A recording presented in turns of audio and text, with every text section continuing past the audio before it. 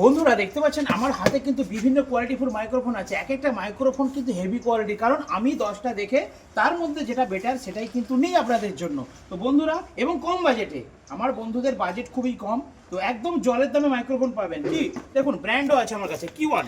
দেখুন, এটা হচ্ছে Q1 এর PGF48, ঠিক আছে।